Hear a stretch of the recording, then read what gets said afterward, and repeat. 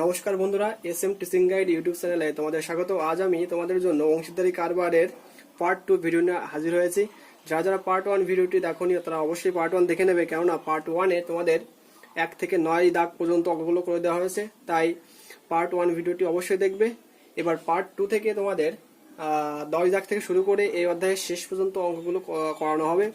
বন্ধুরা, এটি তোমাদের ইউনিট 14 এবং পেজ নম্বর হলো 203 থেকে 205-এর মধ্যে আছে, দেখে নেবে। বইটা সামনে রাখবে, তাহলে অঙ্ক করতে সুবিধা হবে। চলো বন্ধুরা, শুরু করা যাক আজকের ভিডিও। আজকের প্রথম প্রশ্ন তোমাদের বইয়ের দাগ নম্বর হলো 10। দেওয়া আছে নিয়ামত চাচা ও করবী দিদি যথাক্রমে 30,000 টাকা ও 50,000 টাকা মূলধন দিয়ে যৌথভাবে একটি ব্যবসা আরম্ভ করলেন। 6 মাস পর নিয়ামত চাচা আরো 40,000 টাকা লগ্নি করলেন, কিন্তু করবী দিদি ব্যক্তিগত প্রয়োজনে 10,000 টাকা তুলে নিলেন। বছরের শেষে যদি 19,000 টাকা লাভ হয়, তাহলে কে কত টাকা লাভ পাবেন হিসাব করো।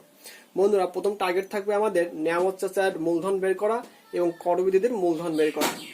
তাহলে আমরা দেখতে পাচ্ছি যে 6 মাস পর নিয়ামত চাচা 40,000 টাকা লগ্নি করেছেন। তাহলে আমাদের দেখা যাচ্ছে যে নিয়ামত চাচার প্রথম 6 মাসে লগ্নি করেছিলেন হলো 30,000 টাকা। আমি তাই লিখেছি, নিয়ামত চাচার প্রথম 6 মাসে খেটেছে সময় 30,000 টাকা, কিন্তু বলেছে কি 6 মাস পর নিয়ামত চাচা আরো 40,000 টাকা লগ্নি করলেন। তাহলে আমি এটা বলতে পারি নিয়ামত চাচা শেষ 6 মাসে খেটেছে, কেননা প্রথম 6 মাসে যদি 30,000 টাকা থাকে, তাহলে শেষ 6 মাসে কি হবে, 30,000 টাকা তো থাকবেই, তার সঙ্গে আবার 40,000 টাকা যোগ হয়ে যাবে, কেননা পরে উনি আবার 40,000 টাকা কি করেছে, লগ্নি করেছে, মানে দিয়েছে। এত টাকা যোগ করলে হবে 70,000 টাকা। বন্ধুরা, ক্লিয়ার এটুকু? তাহলে আমাদের বানাতে হবে টোটাল 1 বছরেরটা। তাহলে প্রথম 6 মাসে খেটেছিল 30,000 টাকা নিয়ামত চাচার, এবং শেষ 6 মাসে খেটেছে, তাহলে 30,000 তো থাকবে, তার সঙ্গে আবার 40,000 যোগ হবে, তাহলে মোট হবে 70,000 টাকা শেষ 6 মাসে খাটবে। এবার 1 মাস যদি হিসাব করা হয়, তাহলে তার মূলধন কত হবে? বন্ধুরা খেয়াল করবে, 30,000 টাকা খেটেছিল কয় মাসে? 6 মাসে। প্রথম 30,000 টাকা, এই যে খেয়াল করো এখানে 30,000 টাকা কেটে 6 মাসে, তাহলে 30,000 গুণ 6 করলাম, যোগ এই যে 70,000 টাকা, এই 70,000 টাকা খেটেছে তো এটাও 6 মাসে, শেষ 6 মাসে, তাহলে কি হবে এখানে 70,000 গুণ শেষে 6 মাস। লাস্টে অবশ্যই টাকা কথাটি লিখবে, এখানে লিখতে অসুবিধা হচ্ছে, দেখে নেব। তাহলে যদি এটা গুণ করা হয়, তাহলে কত হবে, 318 সঙ্গে 4টে শূন্য হবে, 318, তার মানে হচ্ছে 1,80,000 যোগ 6 7 42, 2 1 2 3 4, এত টাকা যোগ করলে হবে 0 0 0 0, 4টে শূন্য বসবে, 8 8 10 0, আর হাতে থাকলো 1, 4 আর 1 5 আর 1 6, অর্থাৎ 6 লক্ষ টাকা খেটেছে। মানে 1 মাস হিসাবে আমি পেলাম, 1 মাস হিসাবে তার মূলধন, অর্থাৎ কার, নিয়ামত চাচার মূলধন পেয়ে গেলাম 6 লক্ষ টাকা। বন্ধুরা, আমি আবারও বলছি, নিয়ামত চাচার প্রথম 6 মাসে খেটেছে 30,000 টাকা বলে দেওয়া আছে, এবং 6 মাস পর নিয়ামত চাচা আরো 40,000 টাকা লগ্নি করলেন, অর্থাৎ শেষ 6 মাসে কতটা খেটেছে, 30,000 যোগ 40,000, 70,000। তাহলে আমাদের 1 মাস হিসাবে মূলধন বের করার সময় কি করতে হয়, টাকা যোগ মাস, গুণ মাস, টাকা গুণ মাস, তাহলে 30,000 গুণ 6 যোগ 70,000 গুণ 6, তাহলে পেয়ে গেলাম 6 লক্ষ টাকা। ঠিক একইভাবে বন্ধুরা, করবী দিদির মূলধনটা আমরা এইভাবে বের করব, 1 মাস হিসাবে লাস্টে বের করব। তাহলে বন্ধুরা চলো করি। একইভাবে এবার দেখবো আমরা, করবী দিদির প্রথম 6 মাসে খেটেছে কত টাকা, 50,000 টাকা, তাহলে লিখলাম এখানে 50,000 টাকা, এবং করবী দিদির শেষ 6 মাসে খেটেছে সমান সমান 50,000 টাকা তো থাকবেই, 50,000 লিখলাম। বলছে কি, কিন্তু করবী দিদি ব্যক্তিগত কারণে বা প্রয়োজনে 10,000 টাকা তুলে নিলেন, তার মানে তুলে নিলেন মানে বিয়োগ হয়ে যাবে 10,000 টাকা। ক্লিয়ার বন্ধুরা? কেননা করবী দিদি আরো তুলে নিলেন টাকা, তাহলে বিয়োগ হয়ে যাবে, বিয়োগ করলে হবে 50,000 থেকে 10,000 বিয়োগ করলে হবে 40,000। তাহলে এটা বলতে পারি করবী দিদির প্রথম 6 মাসে কেটেছিল 50,000 এবং শেষ 6 মাসে কেটেছে 40,000। তাহলে যদি 1 মাস হিসাবে তার মূলধন বের করতে চায়, তাহলে কি হবে, টাকার সঙ্গে মাসেরটা গুণ হবে, তাহলে বলবো 50,000 গুণ 6 যোগ শেষ 6 মাসে খেটেছিল 40,000, তার এখানে বলবো 40,000 গুণ আর সময়টা ছিল 6 মাস। সাইডে অবশ্যই টাকা কথাটা লিখবো 530, তার সঙ্গে 1 2 3 4 চারটে শূন্য হবে 1 2 3 4 যোগ 4 6 24, তার সঙ্গে চারটে শূন্য হবে 1 2 3 4, এত টাকা যোগ করলে হবে 1 2 3 4, চারটে শূন্য বসবে, তার সঙ্গে এবার 4 আর 3 আর 2 5, এত টাকা। বন্ধুরা খেয়াল করো, 1 মাস হিসাবে এবার আমরা করবিদিদের মূলধনটা পেয়ে গেলাম। আর আগে আমরা বের করে রেখেছি 1 মাস হিসাবে নিয়ামত চাচার মূলধন ছিল 6 লক্ষ টাকা। এবার দেখলাম যে করবিদিদের মূলধনটা হলো 5,40,000 টাকা। তাহলে বন্ধুরা মূলধনটা পেয়ে গেছি, এবার কি করব, মূলধনের অনুপাতটা বের করব।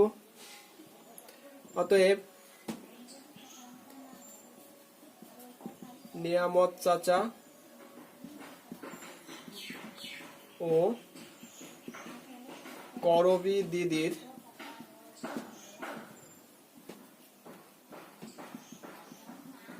মূলধনের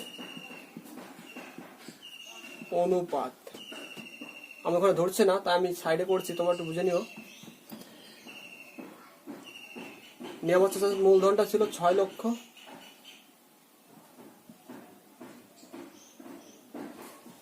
আর করবিদিদির মূলধনটা হলো 5,40,000, তাহলে থাকবে 60:54। আমরা যদি এটাকে ছোট করি তাহলে কত হবে, যদি করি 6 দিয়ে, 6 10 60 আর 6 9 54, তাহলে বন্ধুরা পেলাম নিয়ামত চাচা ও করবিদিদির মূলধনের অনুপাতটা পেলাম 10:9। এবার বন্ধুরা তোমরা জানো কি করতে হবে, মূলধনের অনুপাত দুটির যোগফল করব। অনুপাত দুটির যোগফল সমান 10 + 9 = 19। তাহলে এবার মোট লাভ ছিল আমাদের কত টাকা, 19,000 টাকা। এবার বলবো অতএব 19,000 টাকার মধ্যে নিয়ামত চাচা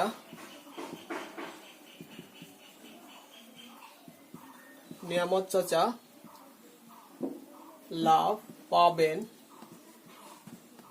সমান, তাহলে কি করব আমরা এখানে 19,000 গুণ নিয়ামত চাচার অনুপাতটা ছিল 10 আর যোগফলটা 19, তাহলে কাটাকাটি করলে হবে 1,000 সমান 10,000 টাকা।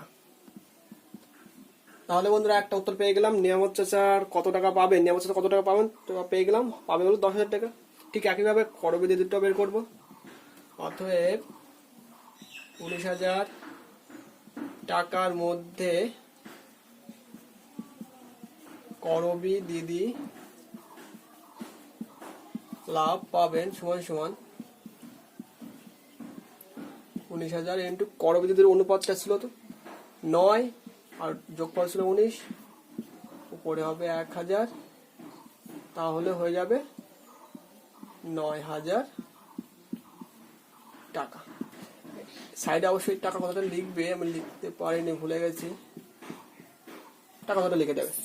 তাহলে বন্ধুরা উত্তরটা হবে নিয়ামত চাচা লাভ পাবেন হলো 10,000 টাকা এবং করবিদিদি লাভ পাবেন হলো 9,000 টাকা। এটা হবে উত্তর।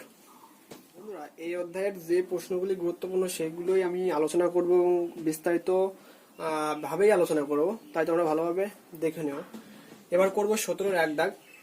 দেওয়া আছে কি, একটি অংশীদারি ব্যবসায় সমীর, ইদ্রিস এবং অ্যান্টনির মূলধনের অনুপাত দেওয়া আছে 1/6:1/5:1/4।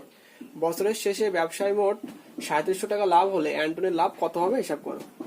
বন্ধুরা প্রথমেই আমরা তো জানি যে মূলধন অনুপাতটা বের করতে হয়, কিন্তু এই অঙ্কটা দেওয়াই আছে মূলধন অনুপাত, তাহলে আমরা মূলধন অনুপাতটা বের করে রাখি। অতএব বলতে পারি, অতএব দেওয়া লাগবে না, সমীর, ইদ্রিস ও অ্যান্টনির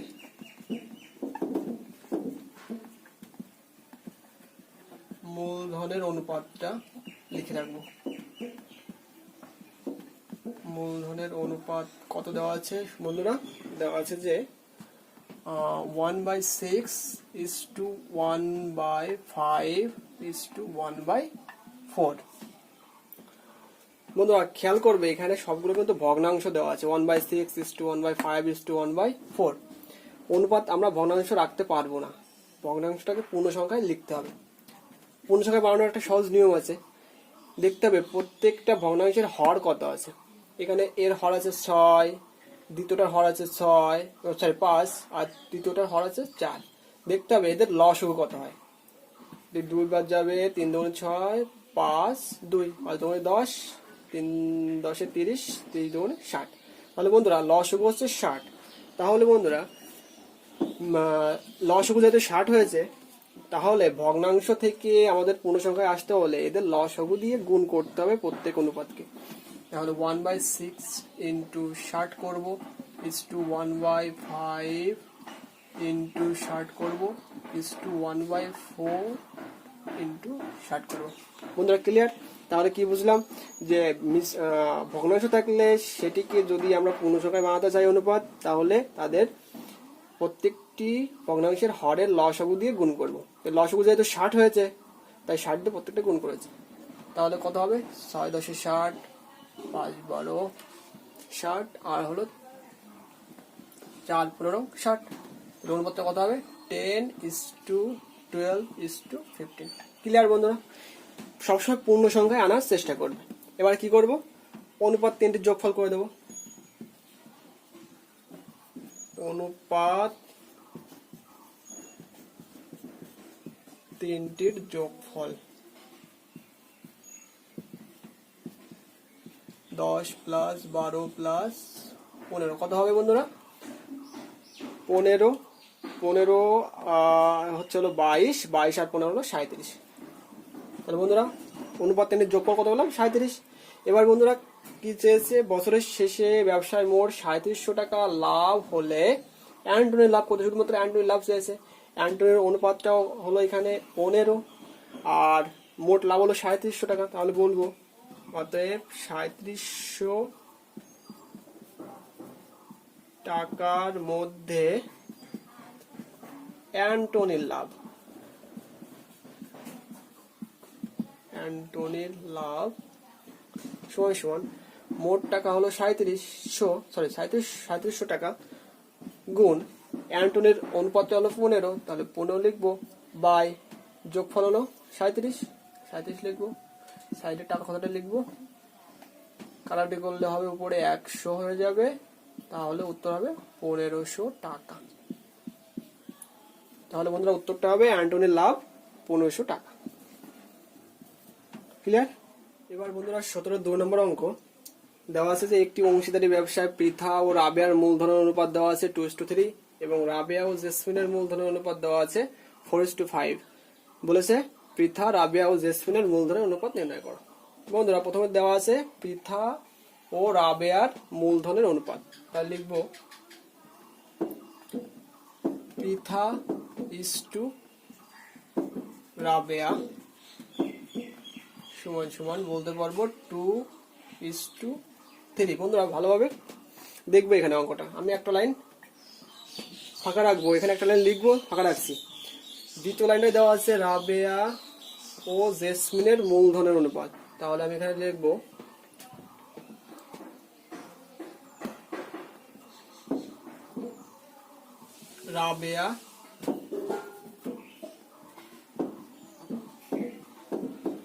রাবেয়া ইসটু জেসমিন। বন্ধুরা পর লেখার চেষ্টা করবে, অনুপাতের সাথে অনুপাত লিখবে, তাহলে ভালো হবে। কত দেওয়া আছে? 4:5। তাহলে এখানে লিখলাম 4:5। একটা লাইন লিখবো এখানে। বন্ধুরা উত্তর চেয়েছে পৃথা, রাবেয়া ও জেসমিনের অনুপাত। তাহলে আমি উত্তরটা লিখে রাখছি এখানে কি হবে। উত্তর চেয়েছে পৃথা ইসটু রাবেয়া ইসটু জেসমিন,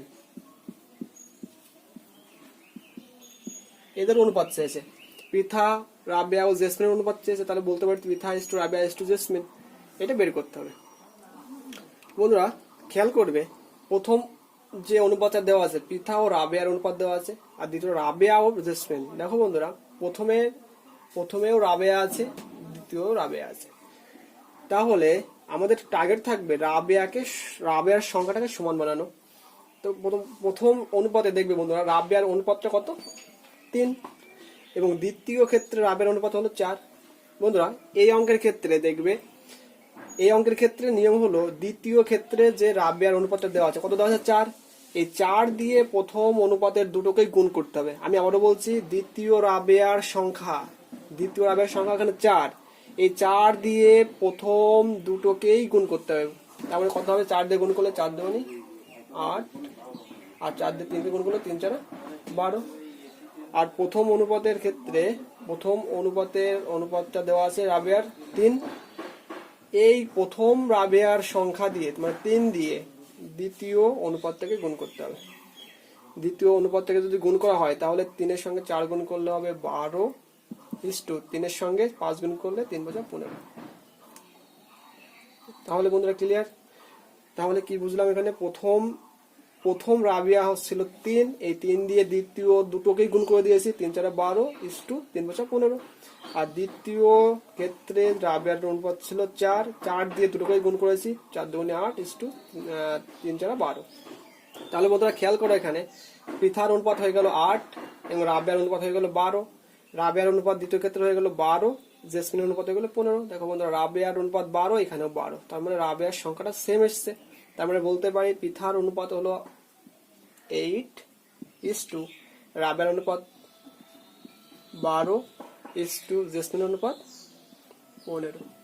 উত্তর এটাই চেয়েছে যে পৃথা রাবেয়া ও জেসমিনের অনুপাত কত, তাহলে উত্তর হবে 8 ইস্টু 12 ইস্টু 15। এটাই হবে উত্তর। আশা করি বন্ধুরা তোমরা খুব ভালোভাবেই বুঝতে পেরেছো অঙ্কটা। না বুঝলে অবশ্যই কমেন্ট করে জানাবে। এবার করবো আমরা 17-3 নম্বর। এটি খুবই গুরুত্বপূর্ণ অঙ্ক, ভালোভাবে প্র্যাকটিস করবে। দেওয়া আছে দুজনের একটি অংশীদারি ব্যবসায় মোট লাভ হয় 1500 টাকা, রাজীবের মূলধন 6000 টাকা এবং লাভ 900 টাকা। আফতাবের মূলধন কত? তাহলে বন্ধুরা এখানে দুজন আছে, একজনের নাম হলো রাজীব আর একজনের নাম হলো আফতাব। বন্ধুরা এখানে খেয়াল করবে, রাজীবের মূলধন বলা আছে 6000 টাকা এবং রাজীবের লাভ বলা আছে 900 টাকা, কিন্তু মোট লাভ বলা আছে কিন্তু 1500 টাকা। তাহলে আমরা লিখতে পারি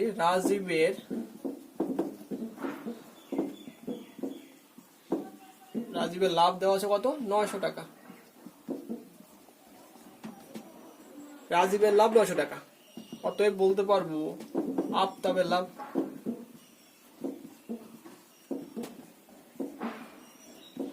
বলেছে মোট লাভ হলো 1500 টাকা, যার মধ্যে রাজীবের লাভ 900 টাকা, তাহলে আফতাবের লাভ হবে নিশ্চয় মোট লাভ থেকে রাজীবের টাকা বিয়োগ করলে হয়ে যায়, রাজীবের লাভটা বিয়োগ করলে পেয়ে যাবো আফতাবের লাভটা।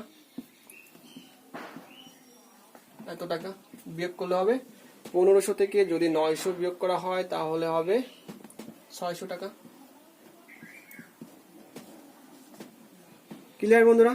রাজীবের লাভ পেলাম 900 টাকা এবং আফতাবের লাভ পেলাম 600 টাকা। এবার করব রাজীব এবং আফতাবের লাভের অনুপাতটা বের করব। অতএব রাজীব ও আফতাবের লাভের অনুপাত সমান বলতে পারবো রাজীবের লাভ ছিল 900 টাকা ইস্টু রাজীবের আফতাবের লাভ ছিল 600 টাকা। তাহলে হবে 9 যোগ দিচ্ছি কেন 9:6। একে আরো ছোট করলে 3 3 9 3 2 6, তাহলে হবে 3:2 হবে দুজনের লাভের অনুপাত। এবার কি করব, অনুপাতের যোগফল। অতএব না, অনুপাতের যোগফল করা লাগবে না বন্ধুরা, এই অঙ্কটা একটু সামান্য একটু ব্যতিক্রম নিয়মে করাবো যাতে একবারে উত্তরটা বেরিয়ে আসবে। শেষ এবার কি, আফতাবের মূলধন। বন্ধুরা এখানে রাজীবের মূলধন কত দেওয়া আছে, রাজীবের মূলধন দেওয়া আছে হলো 6000 টাকা, কিন্তু শেষে আফতাবের মূলধন কত। বন্ধুরা আমরা আফতাবের মূলধনটা রাজীবের সাপেক্ষে বের করবো, তাহলে লিখবো অতএব আফতাবের মূলধন সমান সমান, বন্ধুরা আমরা আফতাবের মূলধনটা রাজীবের সাপেক্ষে বের করবো। এই জন্য রাজীবের টাকা ছিল ৬,০০০ টাকা মূলধন ছিল, ইন্টু, এবার বন্ধুরা যখন আমরা মূলধন বের করবো, এখানে দেওয়া আছে কিন্তু লাভের অনুপাত, যেহেতু আমরা রাজীবের সাপেক্ষে করব, তাহলে যার সাপেক্ষে করব তার অনুপাতটা নিচের দিকে থাকবে এবং যাকে বের করবো তারটা উপরে থাকবে।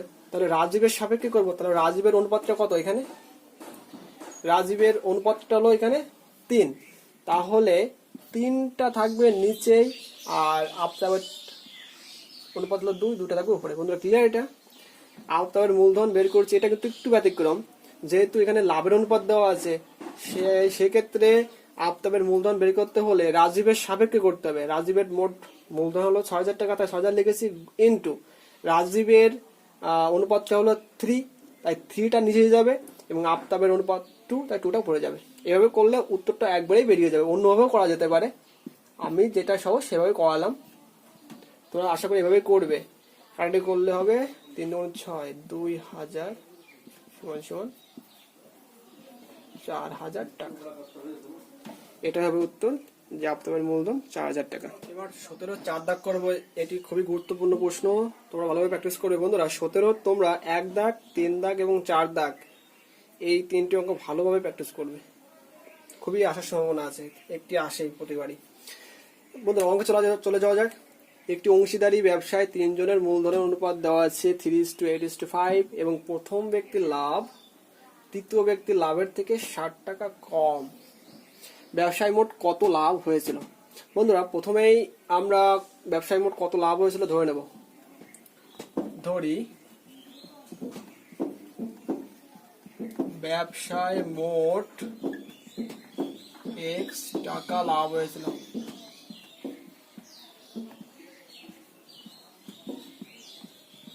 ক্লিয়ার বন্ধুরা? ধরে নিলাম ব্যবসায় মোট x টাকা লাভ হয়েছিল। এখন দেওয়া আছে ৩ জনের মূলধনের অনুপাত দেওয়া আছে, তাহলে আমরা বলতে পারি ৩ জনের মূলধনের অনুপাত ইকুয়াল টু 3:8:5। অতএব অনুপাতগুলির যোগফল। অনুপাতগুলির বন্ধুরা যোগফল হবে কত? 3 + 8 + 5 কত হবে? 8 × 5 = 13, 13 আর 3 16 হবে। এবার বন্ধুরা আমাদের কি চেয়েছে? প্রথম ব্যক্তির লাভ তৃতীয় ব্যক্তি লাভের থেকে ৬০ টাকা কত। তার মানে এখানে প্রথম ব্যক্তি এবং তৃতীয় ব্যক্তি কাজে লাগবে, আর দ্বিতীয় ব্যক্তির কোনো কাজ নেই, তাহলে দ্বিতীয় ব্যক্তির কাজ আমরা করবো না, শুধু করবো না। তাহলে লিখবো অতএব x টাকার মধ্যে, যেহেতু প্রথম মোট লাভ x টাকা ধরেছি, তাহলে বলবো x টাকার মধ্যে প্রথম জনের বা প্রথম জনের লাভ সমান সমান মোট টাকা লাভ তো x টাকা ধরেছি, তাহলে x ইন্টু প্রথম ব্যক্তির অনুপাত হলো 3, তাহলে কত হবে? আচ্ছা গুণটা আমি এভাবে দিলাম বন্ধু, এটা x এটা গুণ, হ্যাঁ, x ইন্টু 3 বাই কত হবে? 16। সাইডে অবশ্যই টাকা লিখতে হবে, তাহলে হবে 3x/16 টাকা। আর বন্ধুরা কি করব? প্রথম ব্যক্তি বের করেছি, আর তৃতীয় ব্যক্তি বের করবো। দ্বিতীয় ব্যক্তি যেহেতু লাগবে না, দ্বিতীয় ব্যক্তি বের করার দরকার নেই, আমরা সরাসরি তৃতীয় ব্যক্তি চলে যাব। অতএব x টাকার মধ্যে তৃতীয় জনের লাভ, তাহলে কত হবে? x টাকা ইন্টু তৃতীয় জনের অনুপাত হলো 5, তাহলে এখানে বলবো 5/16 টাকা ইকুয়াল টু বলবো এখানে 5x/16 টাকা। ক্লিয়ার বন্ধুরা?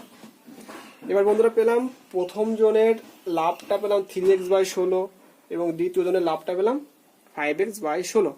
এবার আমাদের কাজে লাগবে শর্ত মতে। কি লিখবো? প্রথম ব্যক্তির লাভ তৃতীয় ব্যক্তি লাভের থেকে 60 টাকা কম, তাহলে প্রথম ব্যক্তির লাভটা কম হয়েছে, তৃতীয় ব্যক্তির লাভ বেশি হয়েছে। কত টাকা? 60 টাকা। তাহলে প্রশ্ন মতে কি করব? তৃতীয় ব্যক্তির লাভ বিয়োগ প্রথম ব্যক্তির লাভ সমান সমান 60 করে দেবো, হয়ে যাবে উত্তর। চলো বন্ধুরা শুরু করা যাক। প্রশ্ন মতে পর থেকে আমি উপর থেকে মুছে দিলাম। তাহলে লিখবো প্রশ্ন মতে, তাহলে তৃতীয় ব্যক্তির লাভ যেহেতু বেশি, লিখবো 5x বাই 16 মাইনাস প্রথম ব্যক্তির লাভ কত? 3x বাই 16 কত টাকা? 60 টাকা। তাহলে আমি মুছে দিতে পারি, বা 16 হবে লসাগু, উপরে হবে 5x minus 3x equal to, বা উপরে হবে 2x, নিচে হবে 16 সমান সমান, যদি কাটাকাটি করা হয় তাহলে হবে 8, বা আমি যদি কোনাগুনি গুণ করি x সমান সমান হয়ে যাবে, বেশি করি, অতএব x সমান সমান হয়ে যাবে 6×48, তার মানে 480 টাকা। অতএব মোট লাভ, অতএব নির্ণেয় মোট লাভ 480 টাকা হবে। ক্লিয়ার বন্ধুরা? মোট লাভ চেয়েছে, তাই আমরা মোট লাভ পেয়ে গেলাম 480 টাকা। এভাবেই করবে, আশা করা যায় অঙ্ক বাঁধবে না। চলো বন্ধুরা চলে যাওয়া যাক পরের অঙ্কে। 5 দাগ দেওয়া আছে, জয়ন্ত, অজিত এবং কুণাল মোট 15,000 টাকা দিয়ে একটি অংশীদারি ব্যবসা শুরু করে। বছরের শেষে তাদের লাভ হয় যথাক্রমে 800 টাকা, 1000 টাকা এবং 1200 টাকা। জয়ন্ত কত টাকা ব্যবসা নিয়োজিত করে, হিসাব করো। বন্ধুরা প্রথমে আমরা বের করে নেব যে তাদের, অর্থাৎ জয়ন্ত, অজিত এবং কুণালের যে লাভ হয়েছে তাদের অনুপাতটা বের করবো। লিখবো জয়ন্ত, অজিত ও বা এবং একটা লিখলেই হবে, এবং কুণালের লাভের অনুপাত সমান সমান বলতে পারবো আমরা। জয়ন্তের লাভ হয়েছিল 800 টাকা, অজিতের লাভ হয়েছিল 1000 টাকা, আর কুণালের লাভ হয়েছিল 1200 টাকা। আর অনুপাত হবে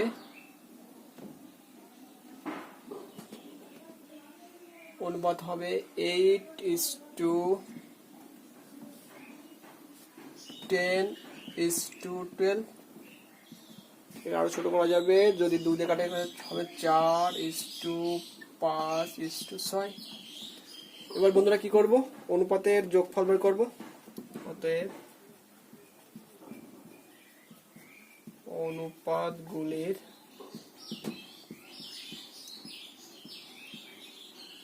যোগফল ইকুয়াল টু 4 + 5 + 6 ইকুয়াল টু হবে 5 × 4 9, 9 আর 5 15, সরি 9 আর 6, 4 আর 5 9, 9 আর 6 15। তাহলে অনুপাতের যোগফল পেলাম 15। এবার বন্ধুরা মোট তো তিনজনে মিলে ব্যবসায় নিয়োজিত করেছিল 15,000 টাকা। এবার এর মধ্যে বের করতে বলেছে জয়ন্ত কত টাকা ব্যবসায় নিয়োজিত করেছিল। তাহলে নিচে 15,000 টাকার মধ্যে জয়ন্ত বের করলে হয়ে যাবে। অতএব 15,000 টাকার মধ্যে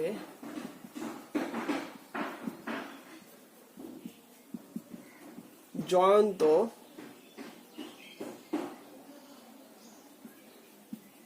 ব্যবসায় নিয়োজিত করে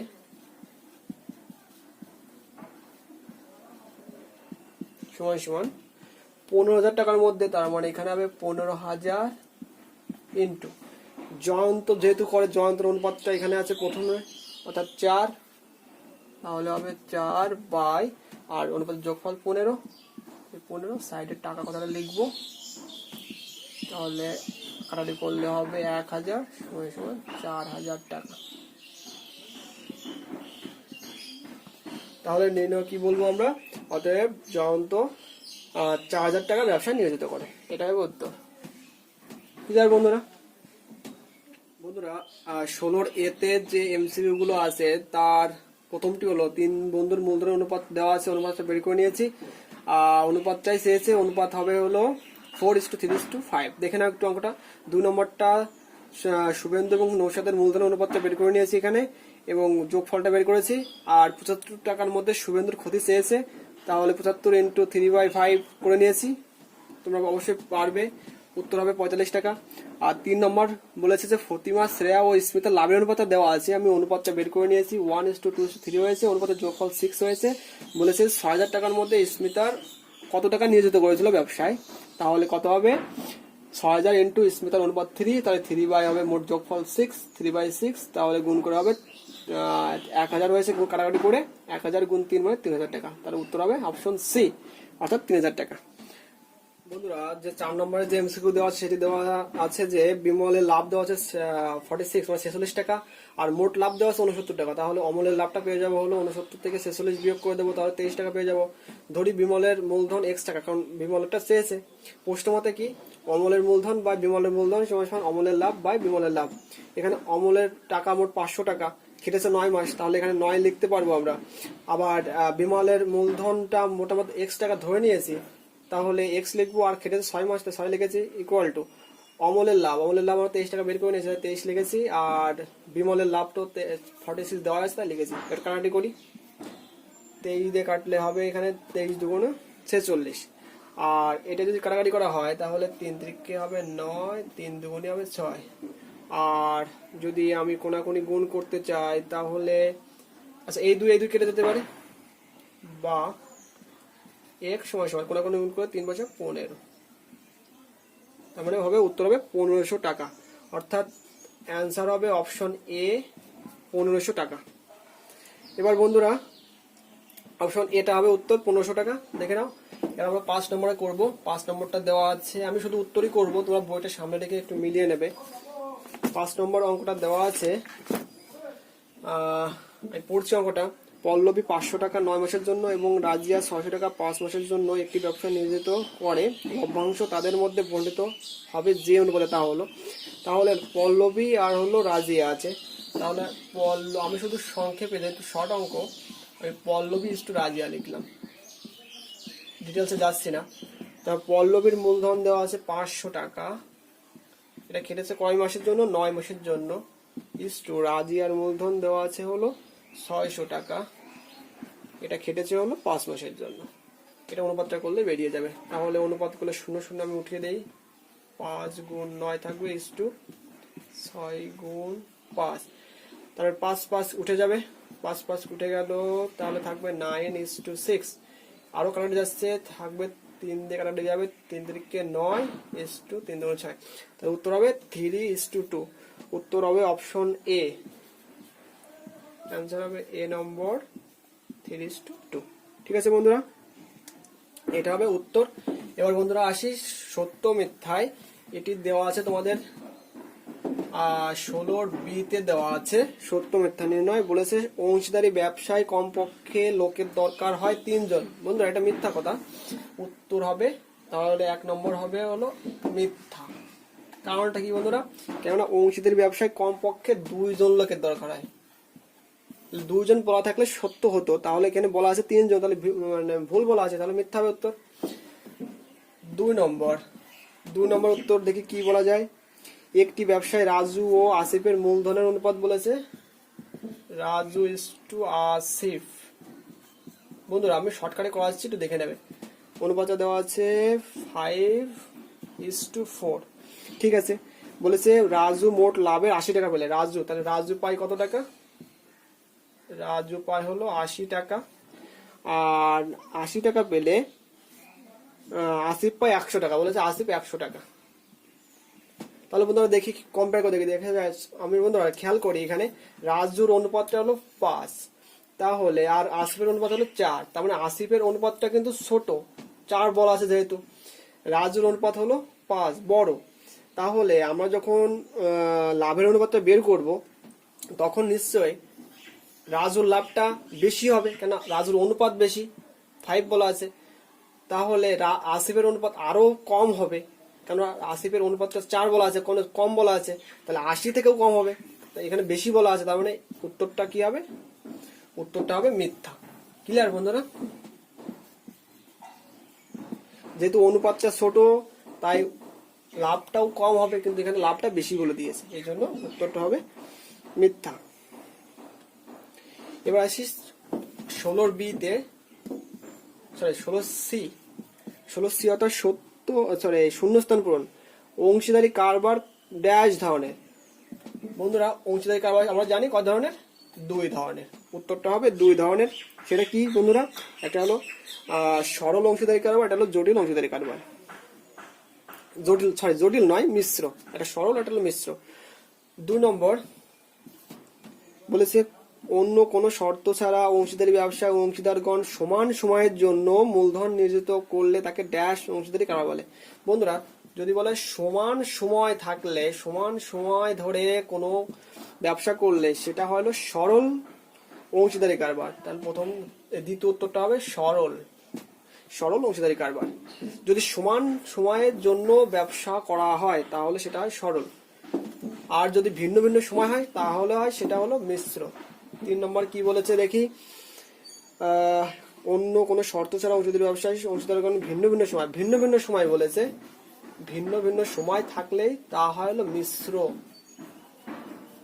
তাহলে বন্ধুরা প্রথমটা উত্তর হবে 2 ধরনের, পরেরটা হবে সরল, আর পরেরটা হবে মিশ্র। এটা শূন্যস্থান পূরণ 16C-তে দেওয়া আছে, এটা দেখে নেবে। পৃষ্ঠা নম্বর দেওয়া আছে 205, পেয়ে যাবে, দেখে নাও বন্ধুরা যদি ভিডিওটি ভালো লাগে তাহলে অবশ্যই লাইক কমেন্ট শেয়ার করবে এবং পাশে থাকা বেল আইকনটি প্রেস করবে এবং বন্ধুদের মাঝে অবশ্যই শেয়ার করবে। বন্ধুরা যারা পার্ট 1 ভিডিওটি দেখোনি তারা অবশ্যই পার্ট 1 দেখে নাও, কেননা পার্ট 1-এ অনেক গুরুত্বপূর্ণ প্রশ্নগুলো আলোচনা করা হয়েছে, আর পার্ট 2-তে বাকি অঙ্কগুলো আলোচনা করা হয়েছে। ধন্যবাদ সবাইকে, সবাই ভালো থেকো।